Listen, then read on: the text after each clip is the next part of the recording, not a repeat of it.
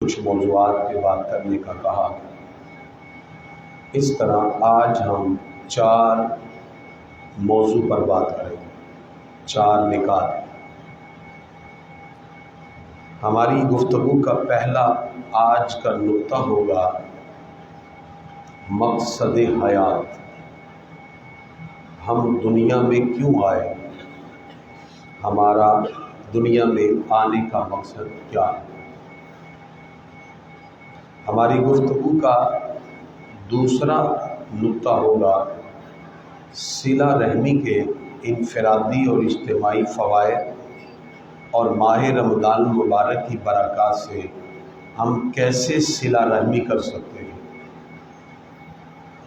تیسرا ہماری گفتگو کا نقطہ ہوگا امام کے پیچھے مقتدی قرات کرے گا یا نہیں۔ اور چوتھی بات ہماری آج کی گفتگو میں ہوگی کہ طلاق کا حکم شرعی کیا ہوتا ہے۔ آخر والے دونوں موضوع مجھے ابھی کہے گئے نمازی کی طرف سے، تو میں نے ابھی اپنی گفتگو میں شامل کیے، وگرنہ آج 2 نکات پر ہی بات۔ اس کے ساتھ ہم عید کے اور کچھ فطرانہ کے مسائل جیسے پہلے بیان کیے اب بھی بیان کریں گے۔ اس طرح انشاءاللہ اس ایک نشست میں آپ سینکڑوں مسائل آج سیکھ جائیں گے۔ اللہ تعالیٰ کلمہ حق میری زبان پہ جاری فرما دے۔ پروردگار ہم سب کو قرآن و سنت سے وابستہ ہونے کی توفیق عطا فرمائے۔ گرامی کے حضرات، ہر چیز کا کوئی مقصد ہوتا ہے۔ زندگی کا بھی کوئی مقصد ہے۔ اللہ تعالیٰ نے ہمیں دنیا میں کیوں بھیجا؟ پروردگار فرماتا ہے الذی خلق الموت والحیات لیبلوکم ایکم احسن عملا۔ پروردگار نے فرمایا اللہ نے زندگی اور موت کو اس لیے پیدا کیا، وہ جاننا چاہتا ہے کہ تم کیسا عمل کر کے میری بارگاہ میں آتے ہو۔ تو ہمارا دنیا میں آنے کا بنیادی مقصد اللہ کی طرف سے نافذ کردہ احکام کی تکمیل ہے۔ پروردگار جاننا چاہتا ہے یہ لوگ کیسے میرے حکم کو پورا کرتے ہیں۔ لیبلوکم ایکم احسن عملا۔ پروردگار نے فرمایا ہم دیکھنا چاہتے ہیں تم کیسے اچھا عمل کر کے میری بارگاہ میں آتے ہو۔ تو پروردگار نے ہمیں دنیا میں بھیجا، اس کا بنیادی مقصد اللہ تعالیٰ نے دوسری آیت میں بیان کیا وَمَا خَلَقْتُ الْجِنَّ وَالْإِنسَ إِلَّا لِيَعْبُدُونَ۔ فرمایا اور میں نے جن و انس کو صرف اپنی بندگی کے لیے پیدا کیا۔ ہماری زندگی کا بنیادی مقصد عبادت الہیہ سے اللہ کی دائمی رضا اور خوشنودی کو حاصل کرنا ہے۔ اللہ تعالیٰ ہم سے دائمی طور پر ہمیشہ کے لیے راضی ہو جائے، اور یہ ممکن ہے اللہ رب العزت کی عبادت سے، بندگی سے، جس کے لیے اللہ نے فرمایا وَمَا خَلَقْتُ الْجِنَّ وَالْإِنسَ إِلَّا لِيَعْبُدُونَ۔ میں نے اپنی عبادت کے لیے اللہ فرمایا دنیا میں تمہیں بھیجا۔ گرامی حضرات، کچھ چیزیں وہ ہیں جو انسان اپنی جستجو اور اپنے انالیسس سے، اپنے فہم سے، اپنی عقل سے سوچتا ہے۔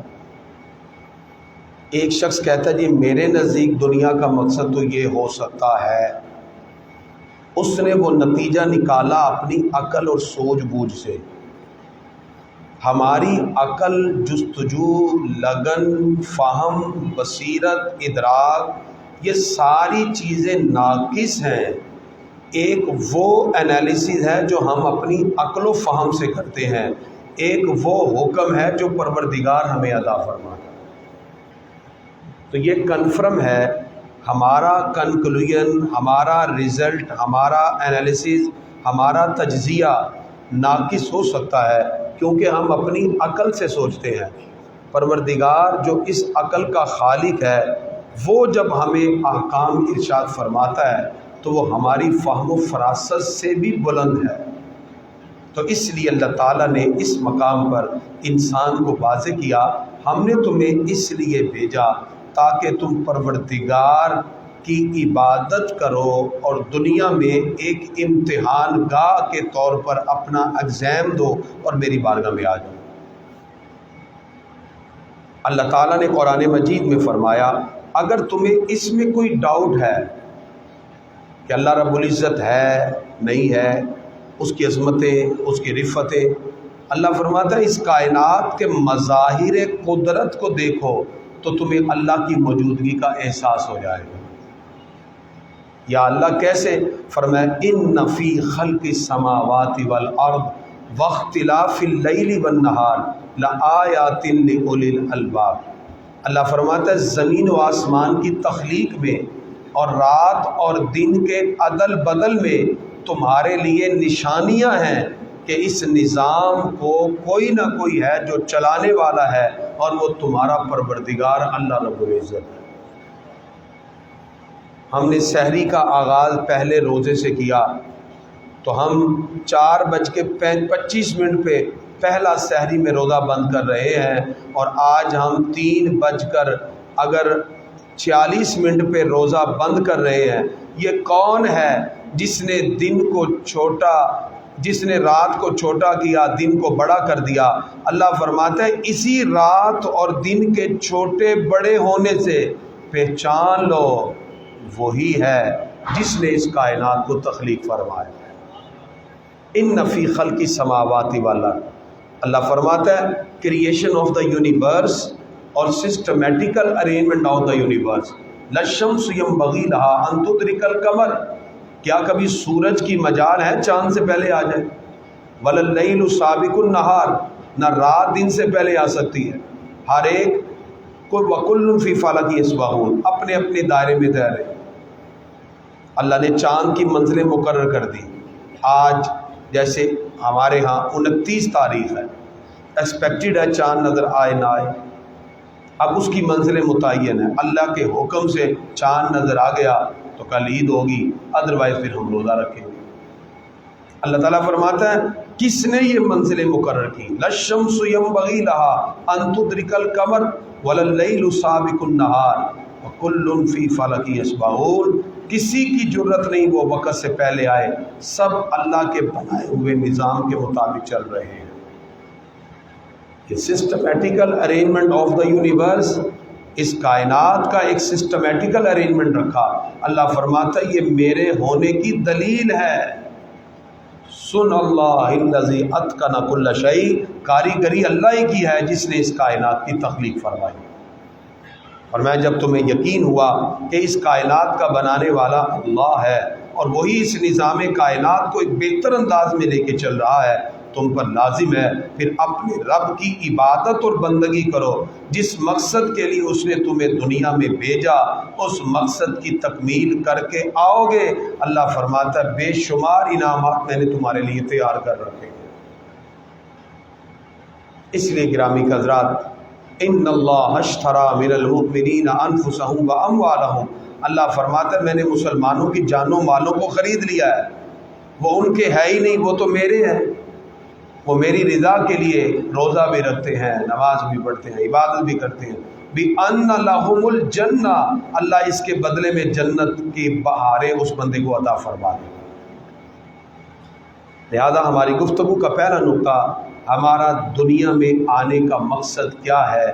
ہم پروردگار کی عبادت کریں، اس کی بارگاہ میں رجوع کریں اور اس کی رحمتوں کو تلاش کریں۔ ہماری گفتگو کا دوسرا نقطہ، گرامی حضرات، انسان کے دل کا نرم ہو جانا یہ اللہ کی بہت بڑی عنایت ہے، اس کا بہت بڑا انعام۔ اور دل کا سخت ہو جانا، یوں سمجھیے دنیا میں اللہ جن لوگوں کو سزا دینا چاہتا ہے اللہ تعالیٰ ان کے دلوں کو سخت فرما دیتا ہے۔ دل کا نرم ہو جانا اثر کو قبول کرتا ہے، دل کا سخت ہو جانا اثر کو قبول نہیں کرتا۔ دل کا نرم ہو جانا خوف خدا سے کانپ اٹھتا ہے، دل کا سخت ہو جانا خوف الہی سے دور ہو جاتا ہے۔ دل کا نرم ہو جانا اچھی باتوں کو سن کر اپنے اعمال میں پیش قدمی کا جذبہ پیدا ہو جانا ہے اور دل کا سخت ہو جانا۔ انسان کتنی ہی اچھی بات سن لے، وہ اپنی بات پر قائم رہے، کسی اور طرف جانے کو تیار نہیں۔ دل کا نرم ہو جانا، انسان دنیا کی زندگی سے اپنی آخرت کی توجہ کرنا شروع ہو جاتا ہے کہ مجھے اپنی رب کی بارگاہ میں حاضر ہونا ہے اور میں اللہ کی بارگاہ میں اپنے اعمال کا کیا جواب دوں گا۔ یہ دل کی نرمی کی نشانی ہے، اور جو قیامت سے بے خوف و خطر ہو جائے اور سب کچھ دنیا کو ہی سمجھ لے، سمجھے کہ اس کا دل سخت ہو گیا۔ ماہ رمضان کے اندر ہم ایک پروسیس سے گزرے ہیں، اس پروسیس نے ہمارے دلوں کو نرم کر دیا۔ یہ نرمی کا نتیجہ ہے آج ہم مسجد میں بیٹھے ہیں، اللہ کی بارگاہ کا خوف بھی ہے، اللہ رب العزت سے نیک اعمال کا جذبہ بھی ہے، دین کی محفل میں بیٹھ کر اللہ سے بہت سی نیکیاں لینے کا ہمارے دل میں شوق ہے۔ یہ علامتیں ہیں کہ ماہ رمضان نے ہمارے دلوں کو نرم کر دیا ہے۔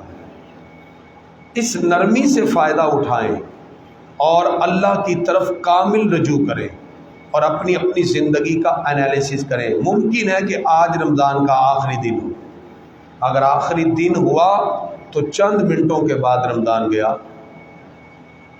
تو اس موقع پر ہم سب کو اپنا اپنا محاسبہ نفس کرنا چاہیے کہ ہماری زندگی پہلے کیسے گزری، دین کو چھوڑ کر تھوڑا سا اپنی لائف کا تھوڑا سا چینج کریں، کچھ وقت دنیا کو بھی دیں، کچھ وقت دین کو بھی دیں، کچھ اللہ اس کے رسول کی رضا کے لیے بھی، کچھ لوگوں کی خیر خواہی کے لیے۔ اقبال نے بڑا پیارا شعر کہا، درد دل کے واسطے پیدا کیا انسان کو، ورنہ طاعت کے لیے کچھ کم نہ تھے کرو بایا۔ یہ موقع ہوتا ہے اکثر خاندان میں، فیملی میں، محلے میں لوگوں کے دل ایک دوسرے سے دور ہوتے ہیں، ناراض ہوتے ہیں، اور یہ موقع ہوتا ہے رمضان گزار کے ہمارے دل نرم ہو جاتے ہیں۔ اس میں فائدہ اٹھانا چاہیے، ہمیں صلح کی طرف بڑھنا چاہیے۔ کوئی ناراض ہے، عید کے خوشیوں میں آپ ان کو فون کر لیں، ان سے ملاقات کر لیں۔ سرکار فرماتے لا يدخل الجنت قاطع، رشتہ توڑنے والا کبھی جنت میں داخل ہو ہی نہیں سکتا۔ تو اس لیے ہمیں صلہ رحمی کرنی چاہیے، کوشش کرنی چاہیے ایسے موقعوں پر جہاں ہمارے دل نرم ہیں، کچھ ہم اللہ کی رضا خوشنودی کو تلاش کریں، کچھ ہم اپنے معاشی بیہیویئر میں، سوشل بیہیویئر میں چینج لائیں اور اپنی سختی کو نرمی کی طرف لے آئیں۔ اس سے اللہ بھی راضی ہوتا ہے اور اللہ کے رسول بھی راضی ہوتے ہیں۔ گرامی قدرات، اس کے ساتھ ہمارا آج کا تیسرا نقطہ، کیا مقتدی امام کے پیچھے سورہ فاتحہ پڑھے گا یا نہیں؟ گرامی قدرات، یاد رکھیے نبی کریم صلی اللہ تعالی علیہ وسلم نے جس وقت نماز کی کیفیات کو متعین کیا، اس میں اکیلا نماز پڑھنے والا اور جماعت سے نماز پڑھنے والا دونوں کی کیفیتوں کو الگ الگ ذکر کیا۔ سب سے پہلے نماز مکہ میں فرض ہوئی کہ مدینہ شریف میں؟ اور بولے تو صحیح، مکہ میں ہوئی نا۔ ہمارے آقا جب معراج کی رات گئے تو وہ کون سا دور تھا؟ مکی دور تھا نا۔ مکہ میں ساری نمازیں دو دو تھیں، فجر بھی دو، ظہر بھی دو، عصر بھی دو، مغرب بھی دو، عشاء بھی دو۔ اور وہاں تھوڑی سی کیفیات بھی جدا کر دی گئی۔ کفار آ جاتے ظہر عصر کے وقت ڈھول لے کے، باجے لے کے، اللہ فرماتا ولا تجہر فی صلاتک ولا تجہر فی صلاتک ولا تخافت بها وابتغ بین ذلک سبیلا۔ آپ نہ بلند آواز سے پڑھے نہ آہستہ، بلکہ درمیانی راستہ اختیار کریں۔ ظہر عصر میں ہمارے آقا نے آہستہ پڑھنا شروع کر دیا، کیونکہ نماز کے اندر وہ سیڑھیاں بجاتے تھے، اور فجر، مغرب، عشاء میں بلند آواز سے قرات ہوئی۔ نبی کریم صلی اللہ علیہ وسلم ہجرت کر کے جب آئے مدینہ منورہ میں، آپ نے فجر دو ہی رہنے دی، قرات بڑھا دی۔ فجر میں قرات لمبی ہوتی ہے۔ ظہر کے اندر 2 رکعتوں کا اضافہ کر دیا، عصر میں بھی 2 بڑھا دی، مغرب میں 1 بڑھائی اور عشاء میں 2 بڑھا دی۔ اب اسی لیے ہم فرضوں کی آخری 2 رکعتوں میں سورہ فاتحہ پڑھتے ہیں، نہ فرض کی حیثیت سے نہ واجب کی حیثیت سے۔ فرضوں کی آخری 2 رکعتوں میں سورہ فاتحہ پڑھنا سنت ہے۔ فرضوں کی آخری 2 رکعتوں میں ایک بندے نے سورہ فاتحہ پڑھی نہیں، نماز اس کی ہو گئی۔ ایک بندے نے سورہ فاتحہ کی بجائے سبحان اللہ سبحان اللہ سبحان اللہ اللہ اکبر، نماز اس کی ہو گئی، کیونکہ یہ اضافہ مدینہ منورہ میں آ کے ہوا۔ اس لیے اس آخری 2 رکعتوں میں سورہ فاتحہ کا پڑھنا من حیث السنت ہے فرضوں کے اندر۔ تو گرامی حضرات، یہ بات آپ کو کلیئر ہوگی کہ نماز ایک جیسی فوراً فرض نہیں ہوئی، بلکہ سٹیپ بائی سٹیپ اس کے اندر تبدیلی آئی۔ جس وقت مدینہ منورہ میں اسلامی ریاست کی تشکیل ہوئی تو جماعت کے ساتھ نماز کا اہتمام اور جمعہ کا حکم آ گیا۔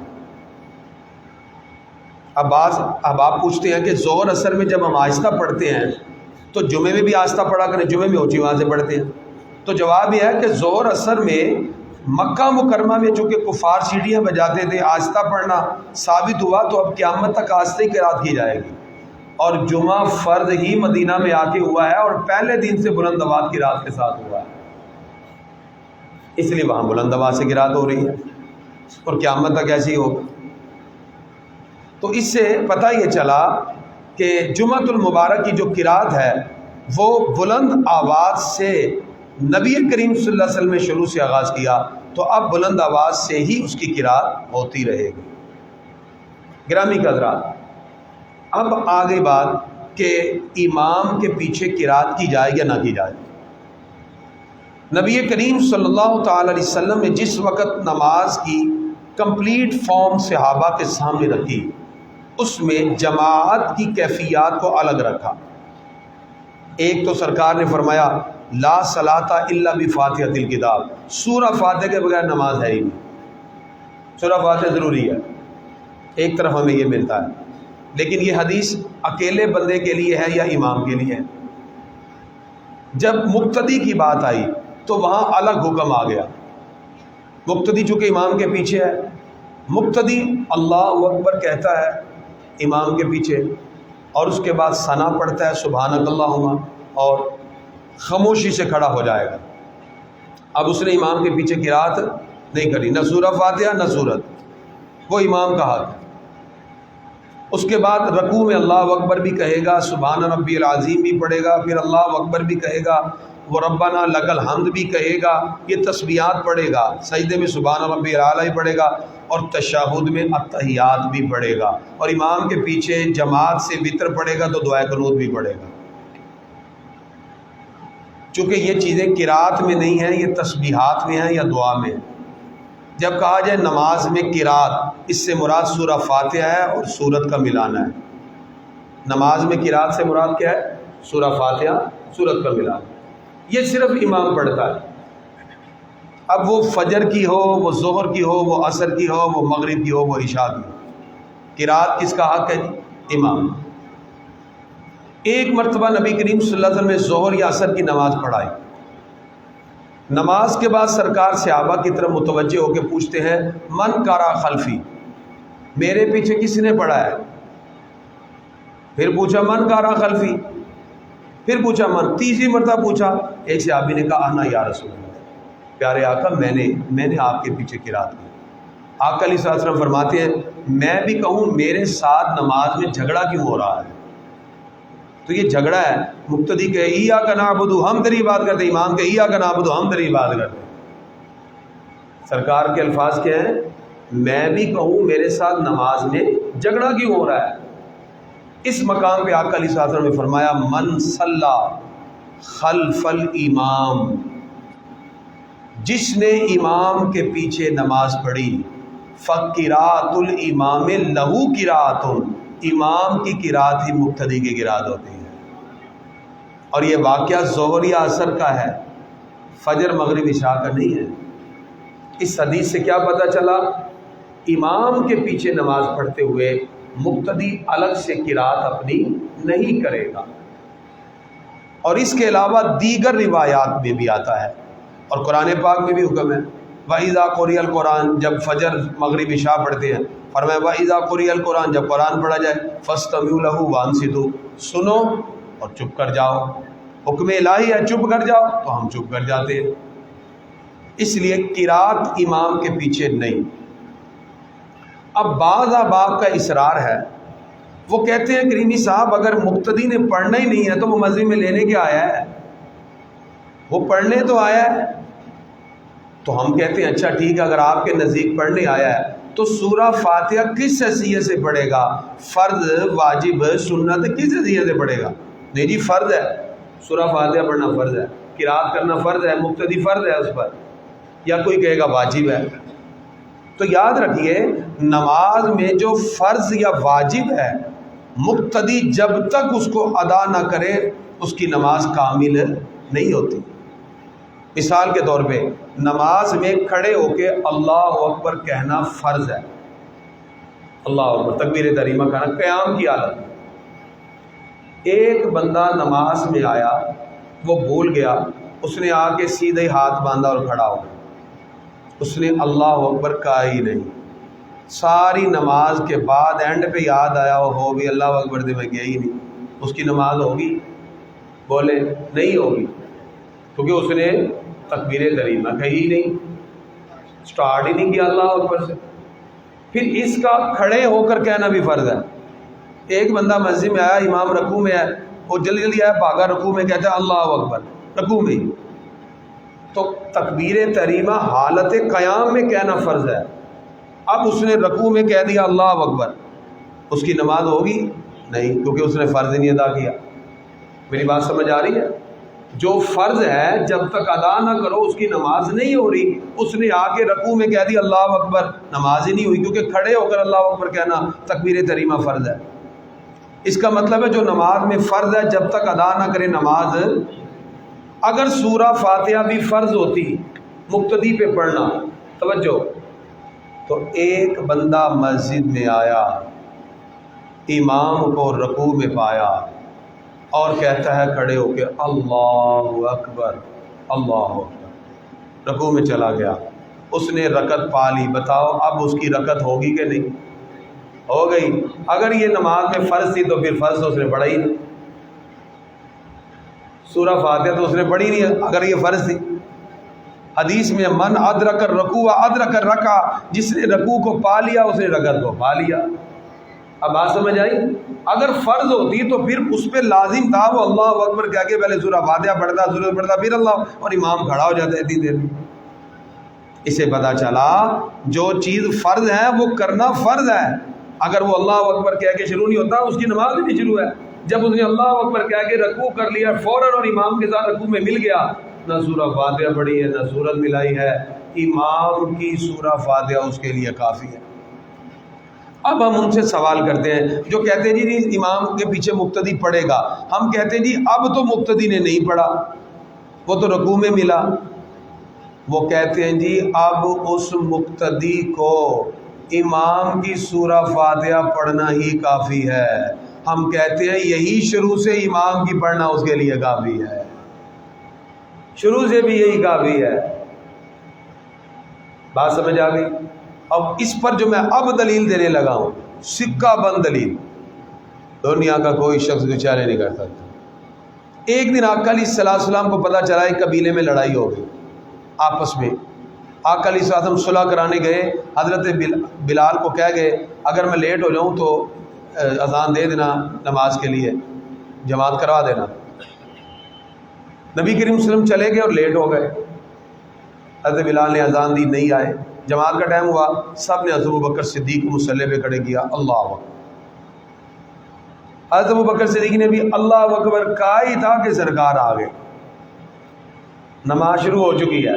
سنن ابن ماجہ کے اندر یہ سیاستہ کی معتبر روایت، جیسی سرکار آئے تو صحابہ سرکار کی مہک سے جان جاتے تھے محبوب خدا۔ اب آپ دیکھ لیں آپ کی مسجد ایسے لائنیں بنی ہوئی ہیں، جماعت کھڑی ہو، راستہ ہوگا آنے کا؟ نہیں ہوگا نا۔ صحابہ کرام نے کیا کیا، صفیں بنائی، اپنی صفوں سے ایسے رخ پھیر لیا، جب رخ پھیرا تو یہ جگہ بن گئی، اور کیسے پھیرا؟ ایسے ہاتھ مارا، بول نہیں رہے نماز میں، ایسے ہاتھ مارے، اسے تسویق کہتے ہیں۔ جب ہاتھ مارا پیچھے والوں نے تو اگلے والوں کو پتہ چل گیا، وہ بھی ایسے سینہ پھیر گئے، وہ بھی پھیر گئے، وہ بھی پھیر گئے، وہ بھی پھیر گئے۔ اگلی صف میں ہمارے آقا چلتے چلتے چلتے چلتے ابو بکر صدیق کے پیچھے کھڑے ہو گئے، پیچھے اس امام کے۔ اللہ، ہمارے آقا نے کیا کہا؟ پیچھے اس امام کے۔ واہ ابو بکر صدیق تیری عظمت پہ قربان، نبیوں کے امام بھی تیرے پیچھے نماز پڑھنے کے لیے تیار۔ اب ابو بکر صدیق کیا ہے؟ امام، اور سرکار کیا ہے؟ مقتدی۔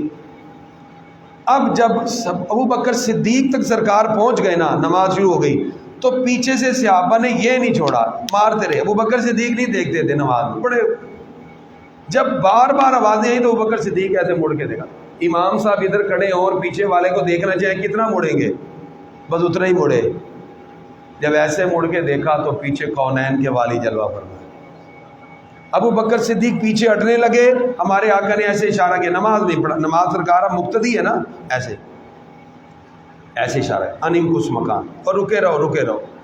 ابو بکر صدیق نے فوراً پہلے اپنا ہاتھ اٹھایا، شکر ادا کرنے کے لیے، یا اللہ تیرا کروڑا شکر ہے کہ میرے جیسا عامی بندہ، اس کے پیچھے نبیوں کے امام بھی نماز پڑھنے کے لیے تیار۔ ایسے شکر ادا کیا، شکر ادا کر کے پھر ہاتھ باندھے اور پیچھے تھوڑا تھوڑا ہٹ گئے۔ اور ہمارے آقا پہلے مقتدی تھے، اب کیا بن گئے؟ اتنی دیر میں حضرت ابو بکر صدیق سورہ فاتحہ پڑھ چکے تھے، سورہ فاتحہ پڑھ چکے تھے۔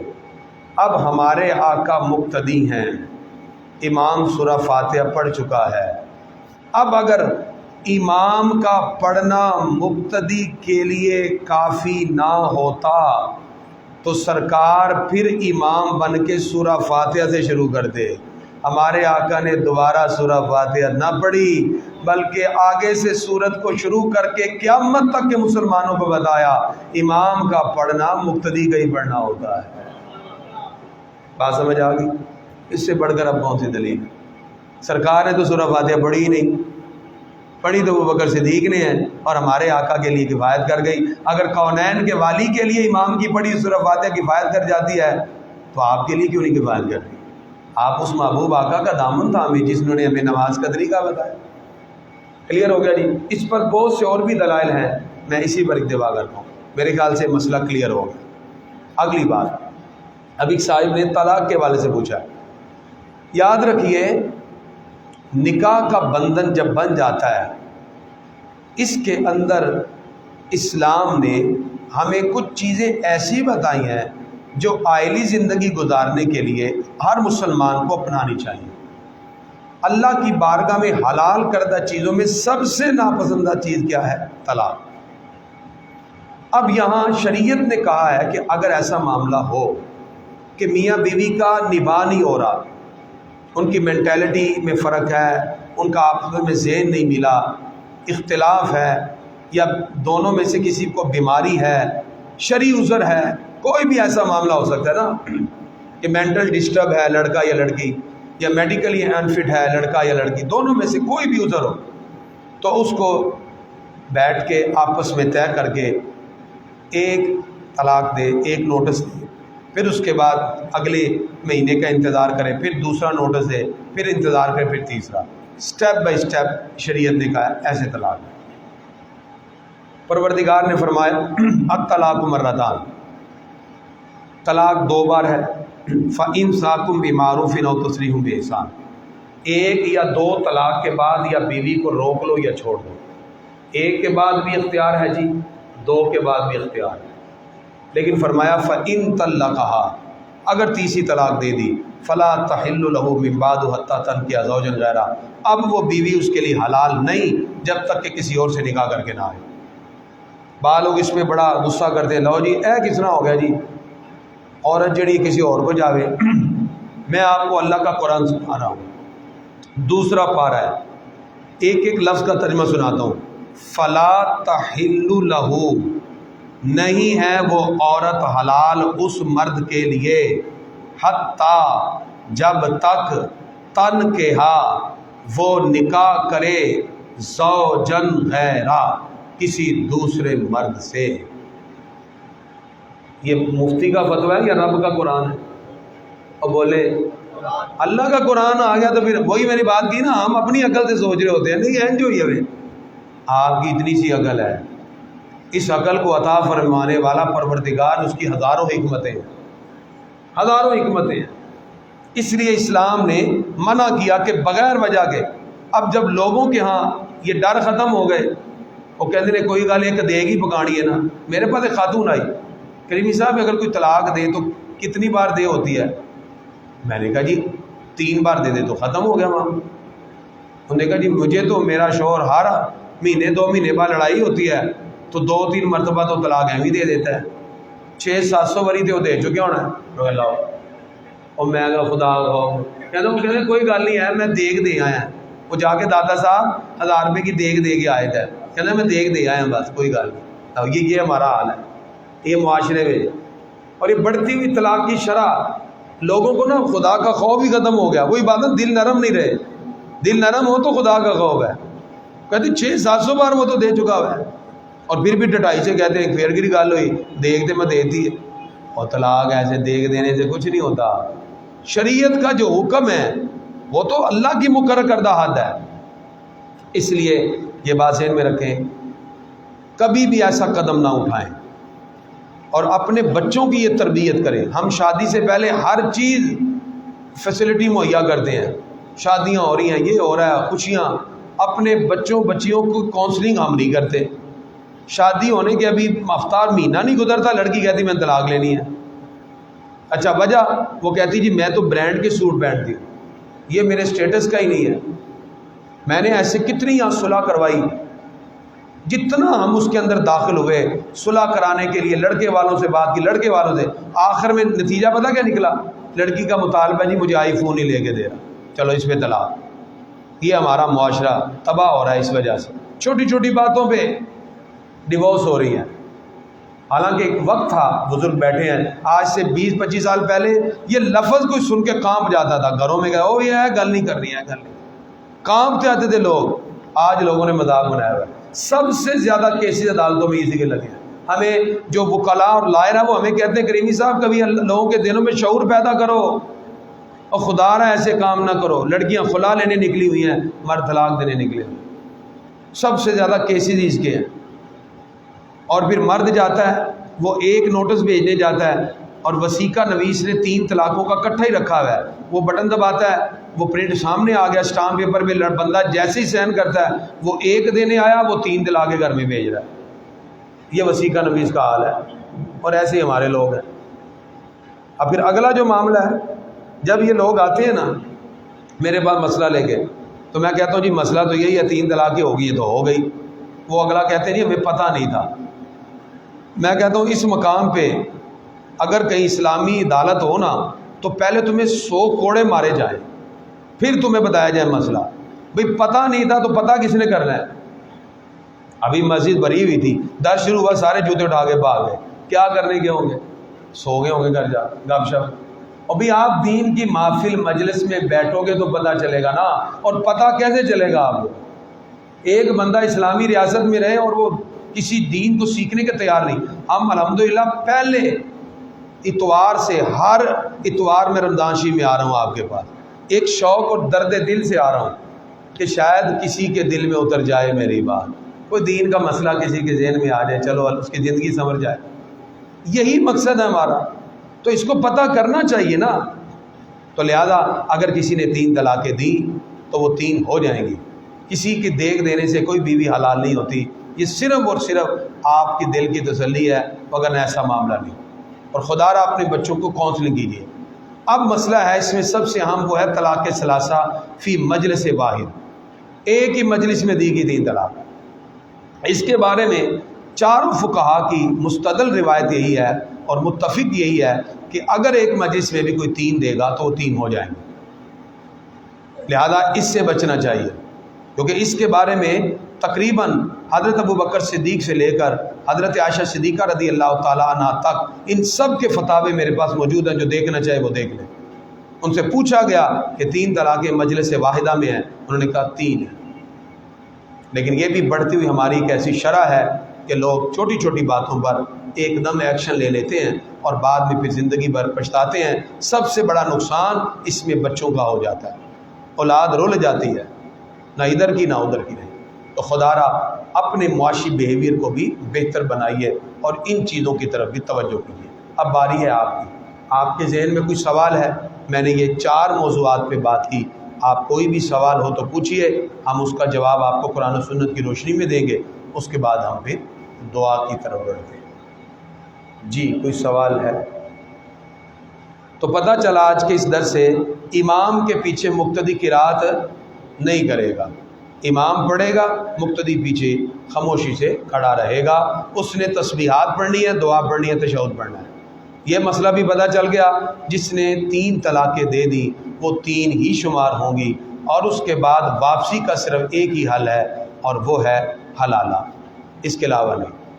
اور اس کے علاوہ یہ مسئلہ بھی آج ہمیں معلوم ہوا کہ اللہ رب العزت نے ہمیں دنیا میں پیدا کیا صرف اپنی عبادت اور بندگی کے لیے، اور آج کے اس درس قرآن میں ہمیں یہ بھی معلوم ہوا کہ جب دل نرم ہو جائے تو اللہ کی رضا خوشنودی کو حاصل کرنا آسان ہو جاتا ہے، تو ان موقعوں پر ہمیں اللہ کی رضا کو حاصل کرنا چاہیے۔ جی وعلیکم السلام۔ کبھی ایسا ہو جاتا ہے کہ کسی مسافر کے پیچھے نماز پڑھنی پڑتی ہے، مسافر نے 4 رکعت کی نماز میں 2 کے بعد سلام پھیر دیا، وہ مقامی اندراز ہے جو 2 رکعت پڑھے گی، اس 2 رکعت میں تو امام صاحب نے نہیں پڑھی، یعنی قرات نہیں ہوئی، تو وہ 2 رکعت کے بارے میں ذرا ہمارا ٹھیک کر دیں۔ جی بالکل، اگر کوئی امام مسافر ہے، مقتدی مقیم ہے، مسافر نے 2 کے بعد سلام پھیر دینا ہے، جو پیچھے رہنے والے ہیں وہ کھڑے ہوں گے صرف سورہ فاتحہ کی مقدار، کھڑے ہوں گے سورہ فاتحہ کی مقدار، اس کے بعد اللہ اکبر رکوع سجود کر کے نماز مکمل کریں گے، کیونکہ ابھی آپ نے سنا فرضوں کی آخری 2 رکعتوں میں سورہ فاتحہ پڑھنا فرض واجب ہے ہی نہیں، فرضوں کی آخری 2 رکعتوں میں سورہ فاتحہ پڑھنا یا مستحب ہے یا سنت ہے، تو لہذا ایسی صورت میں بھی مقتدی حکمی طور پر امام کے پیچھے ہے تو خاموشی سے سورہ فاتحہ کی مقدار کھڑا ہوگا اور اس کے بعد رکوع سجود کر کے اپنی نماز کو مکمل کرنا۔ جی کوئی اور سوال؟ جی جو کاموں کی قسم کھائی ہوئی وہ کیا اس کا مسئلہ بنے گا؟ قسم کیا تھی؟